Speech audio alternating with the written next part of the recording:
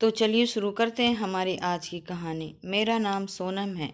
मैं एक छोटे से गांव की भोली भाली लड़की हूँ। मेरे परिवार में मेरे दादा दादी, मेरी एक विधवा बुआ और मेरे चाचा रहते। मेरी उम्र तकरीबन 16 साल थी। एक दिन रात के 2 बजे मेरी माँ ने मुझे झंझोड़ कर रख दिया। वह मुझे बुरी तरह से उठा रही थी। ऐसा लग रहा था जैसे न जाने रात के इस वक्त क्या हो गया हो। मैंने उन पर बहुत हैरान हो गई थी, जबकि न तो अभी स्कूल का वक्त था और ना ही घर में कोई काम था। रात के 2 बज रहे थे। मुझे सोए हुए अभी थोड़ी ही देर हुए थे। मैं अपनी पढ़ाई करने की वजह से देर से सोती थी। इतने देर में मेरी माँ ने मुझे रात के 2 बजे उठाकर परेशान कर दिया। मैंने माँ से कहा, माँ क्या बात है? माँ मुझे सोने क्यों नहीं देती हो?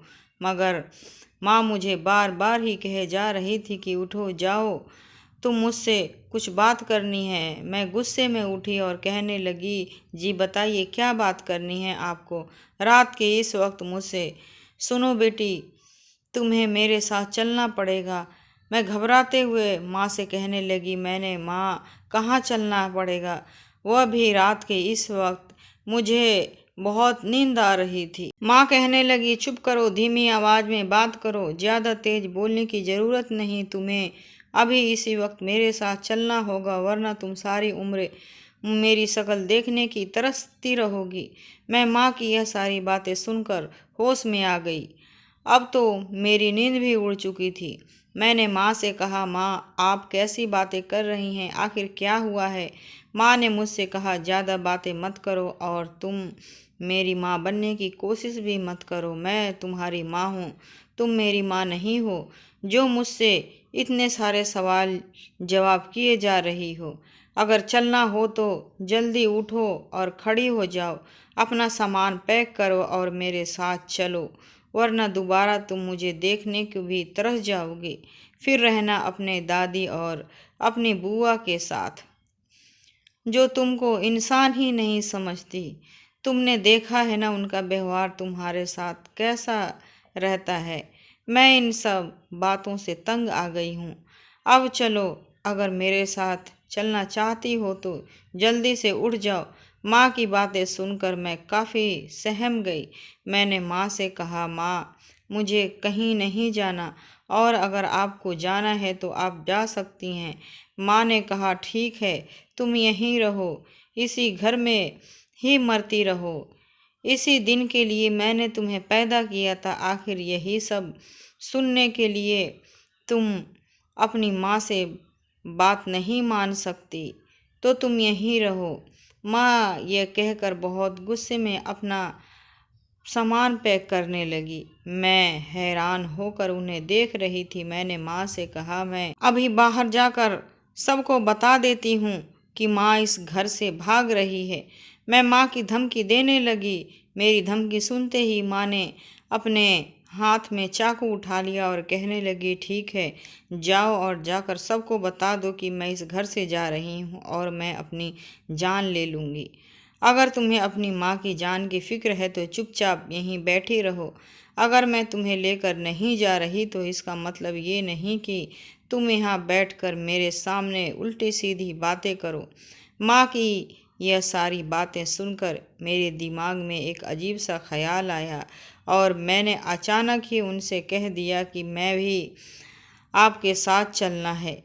मेरे दिल में अपनी माँ के लिए मोहब्बत जाग उठी थी। मेरी माँ तरह देखकर मुस्कुराने लगी और कहने लगी कि बेटी, मैं तुझे कभी दुनिया वालों के सामने बेइज्जत नहीं होने देना चाहती। मुझे तेरी फिक्र है, इसलिए मैं तुझे अपने साथ यहाँ से लेकर जा रही हूँ। मैं तेरे लिए सारी दुनिया से लड़ सकती हूँ, लेकिन अब यहाँ पर रहना मेरे लिए आसान नहीं है। हमें यहाँ से जाना ही होगा।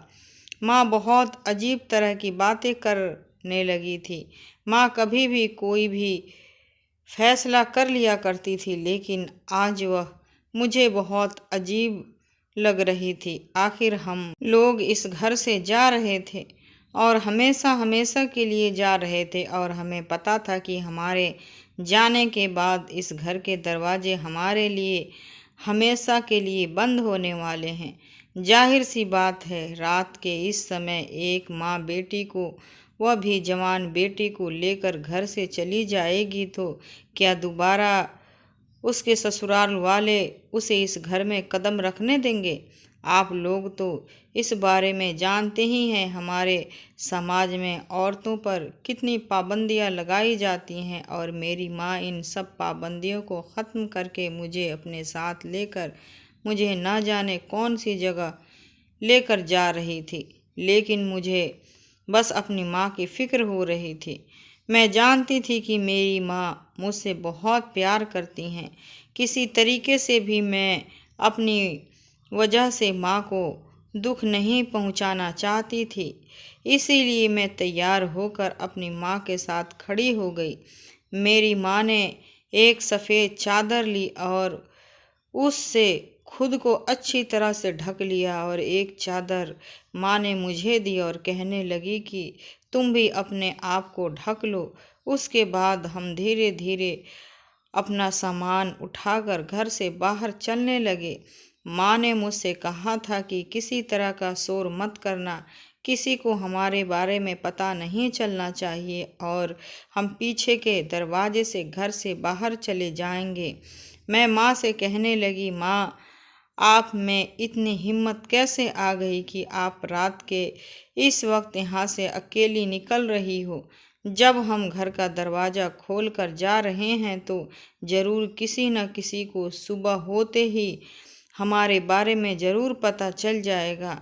माँ आपको किसी की भी परवाह नहीं है कि वह लोग हमारे बारे में क्या सोचेंगे। माँ मुझे कहने लगी, जब हम लोग ट्रेन में बैठ जाएंगे तब मैं तुम्हें सारी बातें बता दूंगी। हम लोग जैसे तैसे छुप छुपा कर रेलवे स्टेशन की तरफ चले गए और वहां जाकर नजीबाबाद की ट्रेन में बैठ गए।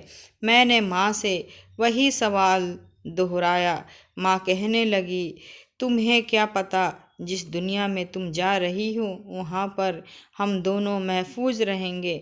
मैंने माँ से कहा, आप तो ऐसे कह रही हैं जैसे मैं कोई पेड़ से गिरा हुआ फल हूँ। माँ गुस्से में कहने लगी, चुपचाप बैठी रहो, तुम्हें कोई बात समझ नहीं आती है।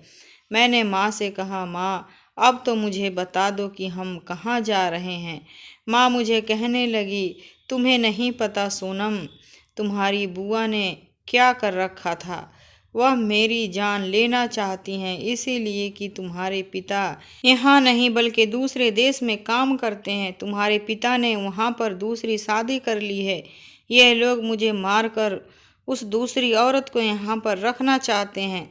माँ आंखों में आंसू भर कर कहने लगी, सोनम अगर मैं आज यहाँ से ना निकलती तो सुबह तुम्हारे मेरा मरा हुआ मुंह देखना पड़ता। तुम जानती हो कि इन लोगों ने मुझे मारने का पूरा इंतजाम भी कर लिया था। माँ की बातें सुनकर मैं तो बहुत बुरी तरह से डर गई थी। मैं सोच भी नहीं सकती थी कि मेरे ही घर वाले, मेरी बुआ और मेरे दादा दादी मेरी माँ की जान के दुश्मन बन जाएंगे। फिर इसीलिए कि मेरे पिता ने वहाँ दूसरे देश में जाकर एक अमीर औरत से शादी कर ली थी। वह लोग यही सोचते थे कि वह औरत हमारे घर में आ जाती तो उसके मायके वाले यहाँ पर भी मेरे पिता और उनके घर वालों को काफ़ी सारे पैसे देते। मुझे यह सोच सोच कर शर्म आ रही थी कि आखिर दुनिया में कैसे कैसे लोग रहते हैं। माँ बताने लगी, बस वह लोग उसी औरत को घर में लाकर बसाना चाहते हैं और दूसरी औरत को यह दिखाना चाहते हैं कि उनकी बेटी को कोई पहली पत्नी नहीं है। इसीलिए वह लोग तुम्हारी माँ का रास्ते से हटाना चाहते हैं। माँ की बातें सुनकर तो मैं बहुत परेशान हो गई थी। मेरे तो दिल के काम करना ही बंद कर दिया था। मेरे दिमाग में बस यही ख्याल आ रहा था कि अब हम सारी ज़िंदगी अपने पिता के बगैर ही गुजारेंगे। मैंने माँ से सवाल किया, माँ क्या पता पिताजी हम लोगों को साथ नहीं रहेंगे, हमें उनके बगैर ही ज़िंदगी गुजारनी पड़ेगी। माँ ने कहा, हाँ बेटी, हमें तुम्हारे पिता के बगैर ज़िंदगी गुजारनी पड़ेगी। अब तुम यह समझ लो कि तुम्हारे पिता अब इस दुनिया में नहीं रहे। वह कभी भी हमें उस दूसरी औरत के सामने कबूल नहीं करेंगे, इसीलिए मैं तुम्हें उस घर से लेकर आ गई हूँ। जब उन्हें पता चलेगा कि मैं तुम्हें अपने साथ लेकर उस घर से भाग आई हूँ, यह सुनने के बाद तो वह बिल्कुल भी हमें नहीं अपनाएंगे और ये भी अंदाज़ा लगाएंगे कि ना जाने मैं तुम्हें खराब करने या बेचने के लिए यहाँ लेकर आ गई हूँ, ताकि बेटी तुम जानती हो कि मैं तुमसे कितना प्यार करती हूँ। माँ ने मुझे अपने गले से लगाते हुए और माँ बेटी दोनों एक दूसरे से लिपट कर रोने लगे। मैंने सोचा था कि मुझे इस तरह से अपना घर छोड़ना पड़ेगा। पिताजी ने हम दोनों को छोड़ दिया था, वह भी बीच रास्ते में, वह भी उस दूसरे अमीर औरत से शादी करने के लिए। हम माँ बेटी के लिए इससे ज़्यादा दुख की बात और क्या हो सकती थी। ट्रेन में हमारे सामने ही एक जवान लड़का बैठा हुआ था। मैंने देखा कि वह लड़का बहुत गौर से हमारी बातें सुन रहा था, इस तरह से देख रहा था जैसे वह हमें पहले से जानता हो। सफ़र बहुत लंबा था, शायद वह भी हमारी बातें सुनकर अपना दिल बदल रहा था या फिर ऐसे ही हमें देख रहा था। लगभग 8 घंटे का सफ़र तय करने के बाद हम लोग नजीबाबाद पहुंच चुके थे। फिर हमने स्टेशन से एक ऑटो पकड़ी, उसमें माँ और मैं बैठकर न जाने कौन सी जगह चले गए थे। माँ ने रिक्शा वालों को एक पता बताया और कहने लगी कि हमें इसी पते पर छोड़ना। सुबह के 11 बज चुके थे। हम एक घर के पास आ गए थे। यह घर काफ़ी पुराना लग रहा था, लेकिन बहुत बड़ा भी था, जबकि आसपास और भी घर थे, मगर उस घर की बात ही कुछ और थी। वह घर बहुत बड़ा था। मैंने माँ से पागलों की तरह कहा, माँ क्या यह घर हमारा है? माँ मुझसे कहने लगी, पागल हो गई हो क्या? तुम्हारे पिता ने कभी इतने पैसे नहीं भेजा कि मैं इतना बड़ा घर भी खरीदने के बारे में सोच सकूं। बस मैंने अपने थोड़े जेवर गिरवी रख दिए हैं, अब उन्हीं के साथ हमें गुजारा करना है। इस घर को मैंने देख लिया है, मेरी एक सहेली इसी शहर में रहती है, उसकी मदद से मैं ये घर किराए पर लिया है और हम लोग इसी घर में रहेंगे। और मैं तुम्हें इस शहर के सबसे बड़े स्कूल में एडमिशन करवाऊंगी। मेरा सपना है तुम्हें डॉक्टर बनाना। तुम्हें मेरे सपनों को ज़रूर पूरा करना है। माँ की बात सुनकर मैं बहुत खुश हो गई थी। मैंने माँ से कहा, जी माँ, मैं आपका सपना ज़रूर पूरा करूँगी।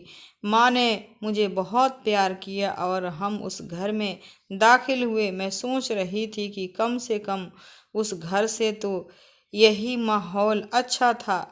उस घर में तो पढ़ाई को ज़्यादा अहमियत नहीं दी जाती थी। मैं उस घर को कोने कोने में जाकर देखने लगी और पूरा घर देखकर मैं बहुत खुश हुई थी। घर वाकई बहुत बड़ा और खूबसूरत था। आसपास का माहौल भी काफ़ी अच्छा था। गलियां बहुत चौड़ी चौड़ी थी। मैंने पहली बार उस घर के अलावा शहर का माहौल देखा था। मुझे तो यह सब कुछ बहुत ही नया और अनोखा लग रहा था। हम लोग यहाँ रहने लगे। हमें यहाँ आए हुए 3 दिन गुजर चुके थे। हमारे घर के दरवाजे पर दस्तक हुई। मैंने दरवाज़ा खोला, देखा तो एक मूछ वाला आदमी दरवाजे पर खड़ा हुआ है। मैंने माँ को अंदर जाकर बताया कि अंदर कोई आए हैं। उन्होंने मुझसे कहा है कि तुमसे किसी ने कहा था तुम्हें जाकर दरवाज़ा खोलो। आइंदा कोई भी आए तुम्हें आकर फ़ौरन मुझे बताना है। माँ को देखकर मैं हैरान हो गई। उन्होंने मुझसे कहा कि अब जल्दी जाओ और कहीं जाकर छुप जाओ। किसी को भी सामने आने की कोई ज़रूरत नहीं है। मैं अपने कमरे में चली गई। माँ ने बताया कि वह मकान मालिक था और एडवांस लेने आया था। माँ ने जाकर उसे पैसे दे दिए और दरवाज़ा बंद करके अंदर आ गई। माँ मुझे देखकर बहुत गुस्सा कर रही थी। मैंने माँ से पूछा, क्या हुआ माँ? माँ ने बात को घुमा दिया और कहने लगी, तुम इतना परेशान मत हुआ करो। मैं तुम्हारे एडमिशन एक अच्छे स्कूल में करवाना चाहती हूँ। तुम मुझे बताओ कि तुम कौन से कॉलेज में पढ़ना चाहती हो। माँ मुझे बहुत प्यार करती थी। कुछ ही दिनों के बाद मेरा एडमिशन हो गया और मैंने स्कूल जाना शुरू कर दिया। जिस स्कूल में मेरा एडमिशन हुआ था वह स्कूल तो काफ़ी अच्छा था, लेकिन बहुत महंगा था। वहाँ पर हर चीज़ पैसों से मिलती थी, कॉपी किताबें भी महंगी मिलती थी और स्कूल की फ़ीस भी बहुत महंगी थी। गांव में तो सब कुछ सस्ता होता था। मैं वहाँ के सरकारी स्कूल में पढ़ती थी, इसीलिए मुझे शहर का स्कूल गांव के स्कूल के मुकाबले बहुत महंगा लग रहा था। मैंने माँ को यह बात बताई तो वह सोचने लगी और कहने लगी, सोनम, तुम्हें फ़िक्र करने की कोई ज़रूरत नहीं है। मैं तुम्हारी माँ ही नहीं, बाप भी हूँ। आगे से तुम ऐसी बातें सोचना भी मत। जितना भी खर्च होगा मैं उठाने के लिए तैयार हूँ। बस तुम अपनी पढ़ाई पर ध्यान दो। माँ यह बात कहकर मुझे बहुत तसल्ली दिया करती थी, लेकिन कुछ दिनों से मैं नोटिस कर रही थी कि घर में नई नई तरीके की चीज़ें मौजूद होने लगी हैं जो हम अपने पैसों से तो कभी भी नहीं ला सकते थे। फिर एक दिन हमारे घर में अजीब सी बात हुई। मैं कॉलेज से घर आई। उस दिन मुझे अपनी तबीयत कुछ ठीक नहीं लग रही थी। मैं जैसे ही छुट्टी लेकर घर आ गई, मगर घर का दरवाज़ा खुला देखकर मैं चौंक गई थी। मैं अंदर झांक कर देखा तो माँ बैठी हुई थी। माँ के साथ कोई उम्रदराज औरत और एक आदमी भी मौजूद था। उन्हें देखकर मैं ऐसा लग रहा था कि वह माँ के जानने वाले तो नहीं हैं, बल्कि यह लोग तो कोई और ही लग रहे थे। माँ ने मुझे पहले ही समझा रखा था कि घर में कोई भी आए तुम्हें उनके सामने नहीं आना है, तो इसीलिए मैं घर के बाहर ही उन लोगों के जाने का इंतज़ार करने लगी, जबकि वह लोग घर के आंगन में बैठे हुए थे।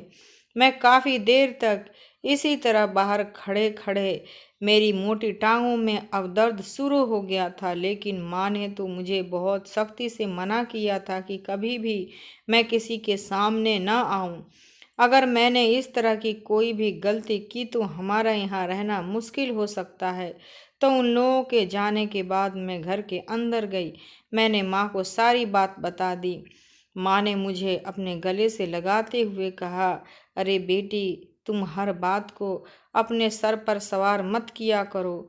डरो मत, यह लोग मकान के लिए ही बात करने आए थे। मैंने कहा, क्या बात करने आए थे ये लोग? माँ ने बताया कि ये लोग हमारे साथ रहना चाहते हैं। उनके पास कोई घर नहीं है। ये लोग चाहते हैं कि हमारे घर में आधा किराया दें और हमारे साथ रहें। पूरा मकान ये लोग खरीद नहीं सकते और ना ही किराए पर ले सकते हैं। माँ की बातें सुनकर मैंने इनकार कर दिया। मैंने माँ से कहा कि माँ, नहीं रह सकते। आप तो जानती हैं ना कि मुझे किसी के साथ रहने की आदत नहीं है। भले ही हम लोग कम खा लेंगे, लेकिन हम किसी के साथ यहाँ नहीं रहेंगे। माँ ने मुझसे कहा, बात तो तुम्हारी ठीक है बेटी, लेकिन मैंने माँ के वह रोक दिया। मैंने कहा, माँ, लेकिन कुछ नहीं, मैं किसी के साथ नहीं रहूँगी। मैंने अपनी माँ को यह बात कह दी तो लेकिन मेरी बात सुनकर माँ बहुत परेशान हो गई थी। फिर माँ खामोश हो गई। 2-3 दिन तक माँ बहुत परेशान रही। माँ मुझे कहने लगी कि बेटी, तुम कभी मुझसे नफ़रत तो नहीं करोगी? मैं उनकी इस बात से हैरान हो गई और उनकी तरफ देखने लगी। मैंने उनसे कहा, माँ, आपको क्या हो गया है? कैसी बातें कर रही हैं? भला मैं आपसे क्यों नफ़रत करने लगी? आप मेरी माँ हैं और आपने मुझे इस दुनिया की कड़ी धूप से बचाया है। मैं आपसे नफ़रत करना तो दूर की बात, आपके बारे में कुछ गलत सोच भी नहीं सकती। चाहे आप जैसे भी हो, लेकिन आप मेरी माँ हैं। मेरी माँ मुझे रोते हुए देखने लगी और मुझसे कहने लगी कि ठीक है सोनम, मुझे पता है तुम कभी भी नहीं बदलोगी, और अगर तुम बदल गई तो मैं उसी दिन इस घर को छोड़कर चली जाऊंगी। मैंने माँ को हंसते हुए कहा, क्या हुआ माँ, आप मुझे धमकी दे रही हो? मेरी इस बात पर माँ चुप हो गई थी। अगर मुझे उनकी आंखों में एक परेशानी नज़र आ रही थी जो वह मुझे बता नहीं रही थी। फिर एक हफ्ता गुजर गया और माँ ने मुझे एक और खबर सुनाई। उन्होंने मुझसे कहा कि सोनम, मैं घर के बीच में पर्दा लगाना चाहती हूँ, लेकिन हमें उन लोगों को इस घर में जगह देना बहुत ज़रूरी है। मैंने माँ से कहा, क्यों माँ, आखिर ऐसे भी क्या मजबूरी है? हमारे पास पैसों की इतनी भी कभी कमी नहीं है। आप इस मकान को आधा आधा करो और उस मकान मालिक को समझा क्यों नहीं देती? माँ ने मुझसे कहा कि बेटी, तुम्हारी बात बिल्कुल ठीक है। हमारे पास ईश्वर का दिया सब कुछ है, लेकिन फिर भी हमें उन लोगों को इस घर में जगह देनी ही पड़ेगी। मकान मालिक मेरी बात सुनने को तैयार नहीं है। अब मैं माँ से क्या जिद कर सकती थी? आखिर वह भी इस मकान मालिक से मजबूर थी। कुछ दिनों में मैं एक बात नोटिस कर रही थी कि हमारे घर में काफ़ी अच्छी तरह के पकवान बन रहे थे। दूध, सब्जी, चावल, फल, हमारे घर में हर तरह की चीज़ें मौजूद थी। अब हमारे घर में किसी तरह की कोई भी तंगी नहीं थी। माँ हमेशा एक ही बात कहा करती थी कि ईश्वर का दिया हमारे पास सब कुछ है। बाकी दिनों में मैं यह सब कुछ होता देख रही थी। हमें यहाँ आए हुए 3 साल गुजर चुके थे। जब हम लोग यहाँ आए थे तो हमारे पास कुछ भी नहीं था, लेकिन धीरे धीरे अब हमारे घर के हालात सुधर चुके थे। माँ ने 25,000 का फ्रिज भी ले लिया था और घर में टीवी था, कपड़े धोने की वॉशिंग मशीन भी मौजूद थी। घर में नए सोफे भी डलवा दिए थे। मेरी फीस भी माँ हर महीने जमा करती थी, जबकि एक कमरे को मेहमानों के लिए भी सजा दिया गया था। मगर माँ न जाने भगवान के आगे बैठकर अपनी कौन सी गलती की माफ़ी मांगती रहती थी और मुझे भी यह कहती कि तुम भी मुझे माफ़ कर देना। जब मैं उनसे कहती कि आप कौन सी गलती की बात करती हैं, तब वह कहती कि वही गलती जो मैंने उस गांव को छोड़ने की बात की थी। मैं बिना बताए उस गांव से चली आई थी। इसीलिए मुझे ऐसा लगता है कि माँ मुझसे ज़रूर झूठ बोलती हैं। मुझे यही कहा करती थी कि बेटी, तुम कभी भी लोगों के बातों में मत आना। ना जाने माँ कैसी कैसी बातें किया करती थी। मुझे तो कुछ समझ नहीं आता था, बल्कि घर का माहौल भी कुछ अजीब सा होने लगा था। घर में नई नई चीज़ों का होना और माँ मुझे भी नए नए कपड़े ला कर देती थी। हमारे घर में खाना पीने की कोई कमी नहीं थी, लेकिन सबसे ज़्यादा हैरत की बात तो ये थी कि घर में कोई कमाने वाला नहीं था। फिर भी ना जाने इतने पैसे कहाँ से आते थे। मैं बस यही सोचती रहती थी कि माँ यह सब कुछ कैसे करती हैं। और एक एक चौंकाने वाली बातें तो ये थी कि माँ को घर का राशन लेने के लिए भी घर से बाहर नहीं निकलना पड़ता था। मैं हमेशा यही देखती थी कि हमारे ड्राइंग रूम में फ्रूट्स और हर तरह के राशन भरा हुआ होता था। एक दिन मेरे कॉलेज की छुट्टी थी। मैं सुबह उठकर ड्राइंग रूम में सफाई करने के लिए जा रही, तभी अचानक माँ ने आकर मुझे ड्राइंग रूम में सफाई करने से मना कर दिया और कहने लगी, सोनम, इस कमरे की सफाई मैं खुद कर लूँगी, तुम जाकर अपने कमरे की सफाई कर लो। माँ का ऐसा अजीब व्यवहार अब मुझे शक में डाल रहा था। मैं उनके बारे में कुछ अजीब बातें सोचने लगी थी। फिर माँ बाथरूम में नहाने के लिए चली गई। उनके बाथरूम में जाते ही मैं ड्राइंग रूम में घुस गई। मैंने वहाँ जाकर देखा तो वहाँ पर तो बहुत सारा सामान पड़ा हुआ था। एक तरफ फल और बहुत सारा राशन पड़ा हुआ था, साथ ही एक डायरी भी रखी हुई थी। उस पर ना जाने किस चीज़ का हिसाब किताब लिखा हुआ था, लेकिन वह सारी चीज़ें मुझे समझ नहीं आ रही थी। मैं अभी वो डायरी देख ही रही थी कि इतने में ही माँ फौरन ड्राइंग रूम में आ गई और मुझे डांटते हुए कहने लगी, मैंने तुमसे कहा था कि तुम इस कमरे में मत आना, लेकिन तुम्हें मेरी बात यकीन नहीं है। तुम मेरी कोई भी बात नहीं सुनती हो। मैंने तुम्हें मना किया था कि यहाँ की किसी भी चीज़ को मत छेड़ना, इसकी सफाई मैं खुद कर लूँगी, फिर भी तुम यहाँ कमरे में चली आई। माँ मुझ पर बहुत गुस्सा कर रही थी। और मेरा हाथ पकड़कर मुझे कमरे से बाहर खींचती हुई ले आई। मैंने माँ से कहा, माँ क्या हो गया है आपको? मैं इस कमरे में ही तो आई थी, किसी और घर के तो नहीं गई। आप इतना गुस्सा क्यों कर रही हैं? माँ ने तभी मेरे गाल पर एक जोरदार तमाचा मारा। मैं हैरान होकर माँ की तरफ देखने लग गई। मुझसे गुस्से में कहने लगी कि मैं तुम्हारी माँ हूँ, मुझे मत सिखाओ और अपने कमरे में जाओ। माँ ने मुझे सख्ती से कहा। अब तो माँ की सारी बातें मेरी समझ से बाहर हो गई थी। हालांकि उनको ऐसा करना नहीं चाहिए था। मैं अपने कमरे में जाकर खूब रोने लगी। उन्होंने ये भी नहीं सोचा कि मैं उनकी इकलौती बेटी थी और अपने पिता से दूर भी थी। मैं एक नाजुक दौर से गुजर रही थी। मुझे अपनी माँ से इस थप्पड़ की उम्मीद नहीं थी, मगर मेरी माँ को इस बात की कोई परवाह ही नहीं थी। बस वह हमेशा मुझे डांटती ही रहती थी और कहती रहती थी कि तुम बेवजह हर बात पर मत बोला करो। 2 दिन तक मैं अपने माँ से नाराज़ रही, क्योंकि मैं नहीं जानती थी कि वह आखिर मेरी इतनी छोटी सी बात पर मुझे थप्पड़ कैसे मार सकती हैं। रात को जब मैं सोने जा रही थी तो माँ कमरे में खाना लेकर आई। मैंने 2 दिन से खाना भी नहीं खाया था। माँ मुझसे माफ़ी मांगने लगी। इन दोनों में काफ़ी परेशान चल रही हूँ, इसीलिए मेरा गलती से तुम पर हाथ उठ गया था। तुम मुझे माफ़ कर दो। मैं माँ को ऐसी माफ़ी मांगते हुए नहीं देख सकती थी, इसीलिए मैंने मुस्कुराते हुए उन्हें गले से लगा लिया और खाना भी खा लिया। उस दिन के बाद से ही मुझे माँ की कोई भी बात बुरी नहीं लगती थी। उनके सख्त मिजाज के मुझे आदत हो चुकी थी। एक दिन मैं अपने कमरे में बैठी हुई सोच रही थी कि उस दिन कोई बात थी जो माँ मुझे गुस्से में आकर थप्पड़ मारा था।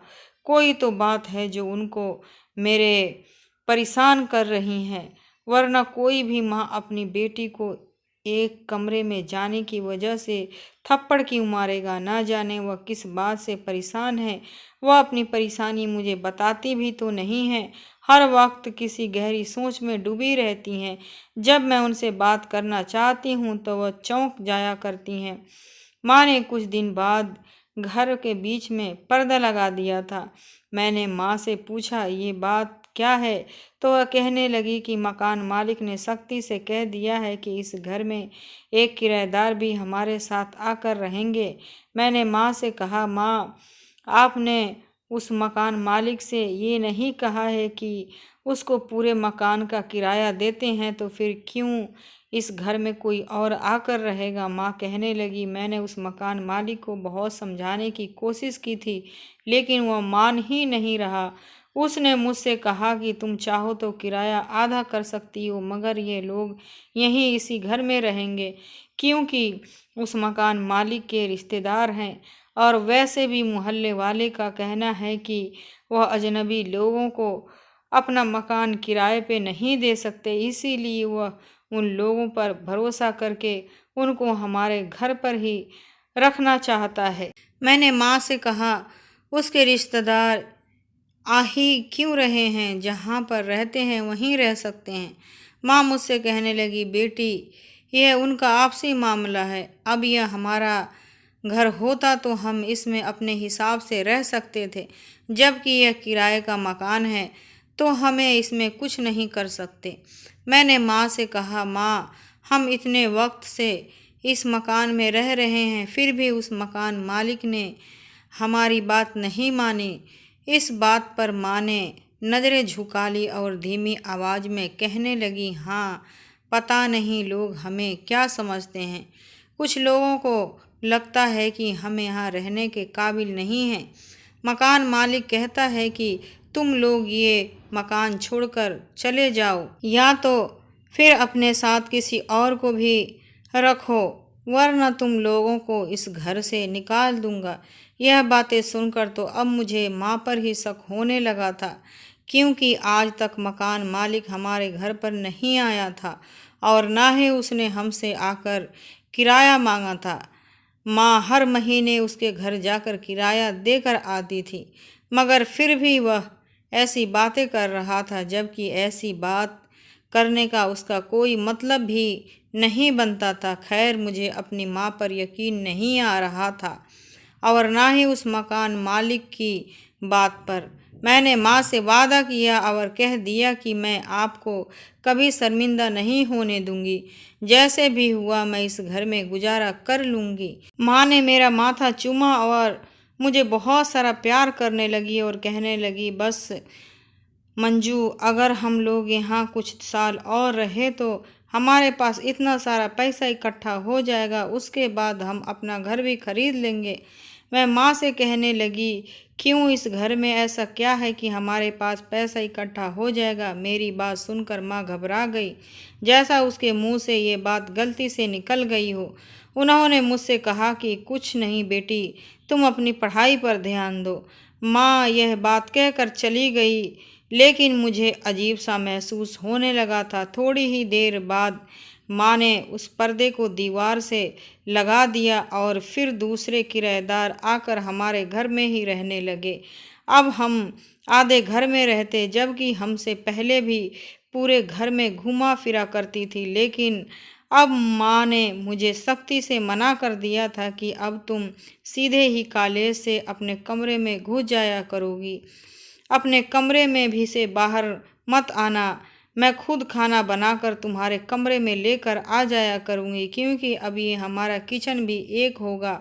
वो नए किराएदार की पत्नी भी मेरे साथ ही उसी किचन में खाना बनाया करेगी, तो इसीलिए तुम कमरे से बाहर मत आना और ना ही किचन में जाना।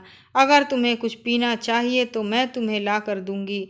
तुम बस अपनी पढ़ाई करो, फिर जब तुम पढ़ लिख कर डॉक्टर बन जाओगी तो मेरा सपना पूरा हो जाएगा। माँ की इन बातों ने मुझे नई हिम्मत दी थी। मैं रोज़ अपनी पढ़ाई पर ध्यान देने लगी थी, मगर माँ का व्यवहार कुछ बदला हुआ सा लग रहा था। इससे पहले वह मेरे कमरे में नहीं आती थी, क्योंकि अब हमारे हिस्से में एक कमरा आ गया था, तो इसीलिए माँ रात को 9 बजे ही मेरे कमरे में आ जाती। उन्होंने मुझसे कहा कि सोनम, कमरे की लाइट बंद कर दो, अब हमें सो जाना चाहिए।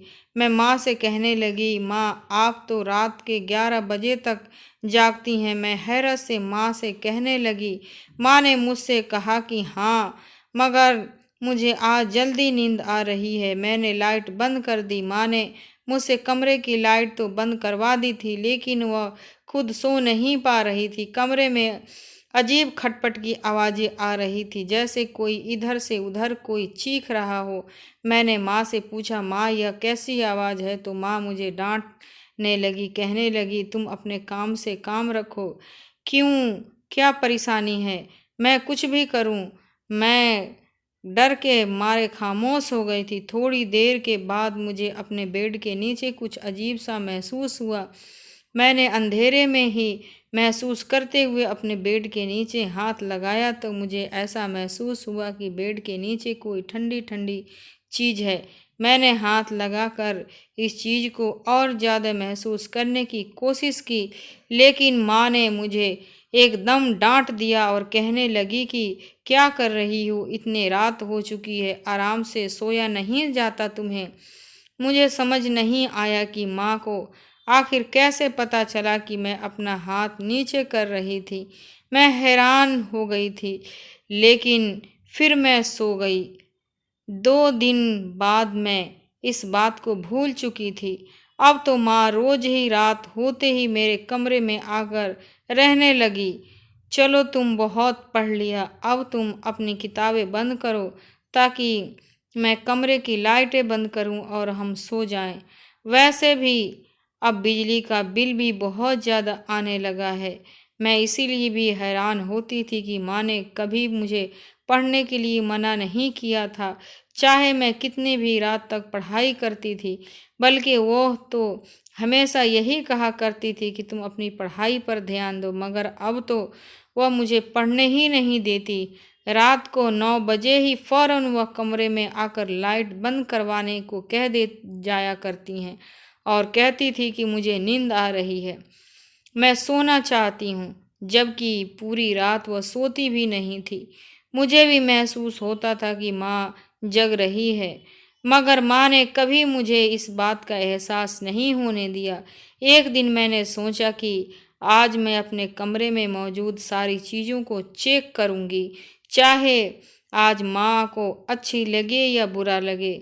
उनके बाथरूम में जाते ही मैंने कमरे की लाइट जला दी और गौर से पूरे कमरे की तलाशी लेने लगी, लेकिन कमरे में कुछ ऐसा नहीं था जिस पर मुझे शक होता। लेकिन फिर मुझे याद आया कि मेरे बेड के नीचे कोई ठंडी ठंडी सी चीज़ें होती है। फिर मैंने अपने बेड के नीचे चेक किया। मैंने देखा कि बेड के नीचे एक बड़ा सा बैग था। मैं उस बैग को देखने ही वाली थी कि इतने देर में ही माँ बाथरूम से वापस आ गई। मैंने जल्दी से कमरे की लाइटें बंद की और बेड पर जाकर लेट गई, लेकिन अब मेरे दिमाग में बार बार उस बैग को खोलने का ख्याल आ रहा था। सुबह होते ही जब माँ कमरे से बाहर गई तो मैंने उस बैग को खोलना शुरू किया। मैंने बैग को खोला तो उसमें छोटे छोटे पैकेट रखे हुए थे। मैंने एक पैकेट को खोला, उसमें देखा कि उसके अंदर कोई सफ़ेद सफ़ेद सा पाउडर था, जिसको देखकर मैं समझ नहीं सकी कि यह क्या चीज़ है। मगर मैं मेडिकल स्टूडेंट थी, इसीलिए मैंने सोचा कि मैं इसके बारे में पता ज़रूर लगाऊंगी, आखिर इसमें क्या है, ये क्या चीज़ है। बैग में से एक पैकेट मैंने निकाल लिया और उस पैकेट को कॉलेज लेकर चली गई।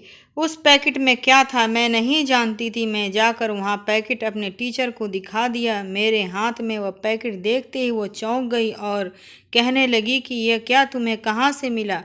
मैं उनके अंदाज में समझ गई थी कि मेरे हाथ में जो चीज़ है वो कोई मामूली चीज़ नहीं है। मैं टीचर से कहा कि टीचर, मुझे ये बाहर से मिला है। टीचर ने मेरे हाथ से वह पैकेट ले लिया और कहने लगी, आइंदा से रास्ते में ऐसी वैसी पड़ी हुई कोई चीज़ भी मत उठाना सोनम। तुम जैसी जवान लड़कियों के लिए यह चीज़ बिल्कुल भी ठीक नहीं है। मैंने उनसे कहा, टीचर आखिर यह चीज़ क्या है। उन्होंने कहा, यह ड्रग्स है। जिन्होंने भी रास्ते में यह रखा होगा ज़रूर इस चीज़ का नशा करता होगा, वरना कोई आम आदमी नशा नहीं करता। मैं अपनी टीचर की बात सुनकर हैरान रह गई थी और घर जाते ही माँ के सामने जाकर खड़ी हो गई। मैंने माँ की तरफ देखते हुए माँ से कहा, बेड के नीचे उस बैग में क्या रखा है। माँ कहने लगी, नहीं तो उसमें तो कुछ भी नहीं है। मैंने माँ से कहा, अब आपका झूठ और दिन नहीं टिक सकता, मुझे पता है उस बैग में ड्रग्स है। माँ ने घबराकर मेरे मुंह पर हाथ रख दिया और कहने लगी, क्यों कह रही हो बेटी, पागल हो गई हो क्या। यहाँ लोग सुन लेंगे, इसीलिए तो मकान मालिक को हम पर शक हो गया है कि मैं यह नशा बेचती हूँ। तभी तो उस मकान मालिक ने इन लोगों के इस घर में रखता है ताकि यह लोग हम पर नज़र रख सके। और तुम जाकर सारा भंडा फोड़ रही हो और चीख चीख कर अपने राज उन लोगों को बता रही हो। माँ की बात सुनकर मैं चुप हो गई। मैंने माँ से कहा, मगर माँ आप ऐसा काम क्यों करती हैं, क्या आप भी नशा करती हैं। माँ ने मुझसे कहा, नहीं नहीं सोना, मैं नशा नहीं करती, यह नशा नहीं है, यह एक दवाई है। यह दवाई बहुत कीमती है, फिर भी लोग इसको खरीदते हैं। मैं इससे बेचती हूँ और इसी से पैसे कमाती हूँ। क्या करती बेटी, मुझे तेरी पढ़ाई का खर्च भी तो उठाना था। मैं अगर तेरी शिक्षा के बारे में न सोचती तो मुझे यह सब कुछ नहीं करना पड़ता। मैं माँ से कहने लगी, माँ आप मेरी पढ़ाई का बहाना मत बनाओ। आपने अपने हर तरह के ऐश आराम इकट्ठा करने के लिए ही यह सब कुछ किया है। मैं ये बर्दाश्त नहीं कर सकती कि मेरी माँ गैर कानूनी काम करे और गैर कानूनी काम करके ही पैसे कमाए। मैंने अपनी माँ से बहुत नाराज़ हूँ।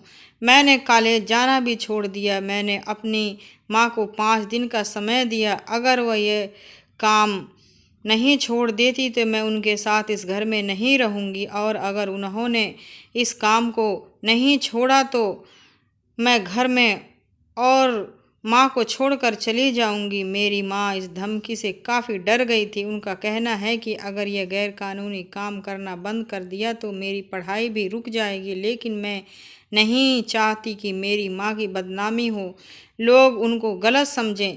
अगर इस दुनिया को पता चल गया तो मेरी माँ की बेइज्जती होगी। अब आप ही लोग बताइए कि मैं अपनी माँ के साथ क्या करूं। मैं अपनी माँ को जेल भी नहीं भिजवा सकती क्योंकि मेरी माँ ने मेरे लिए काफ़ी परेशानियां उठाई हैं। मैं अपनी माँ के बगैर अकेले ज़िंदगी कैसे गुजारूंगी। अगर माँ को अपनी गलती का एहसास हो गया तो मैं उनको माफ़ कर दूंगी। कुछ दिनों के बाद ऐसा ही हुआ। माँ को अपनी गलती का एहसास हो गया और वह मुझसे माफ़ी मांगने लगी।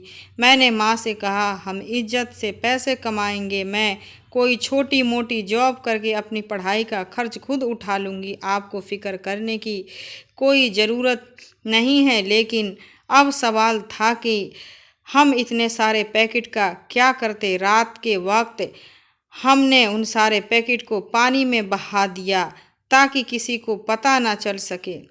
अब मेरी माँ और मैं इज्जत की ज़िंदगी गुजार रहे हैं। हमारे घर में पैसों की थोड़ी कमी तो हो गई है, लेकिन अब हम किसी भी बात से डरते नहीं हैं। मेरी माँ को भी अब बेफिक्री हो गई है और भी कुछ समय बाद मैं डॉक्टर बन के सब संभाल लूँगी। आपको यह वीडियो कैसा लगा कमेंट बॉक्स में जरूर बताएं। मेरे इस चैनल को सब्सक्राइब जरूर करें क्योंकि मैं आपके लिए लाती हूँ सबसे ओरिजिनल कहानियाँ। शुक्रिया।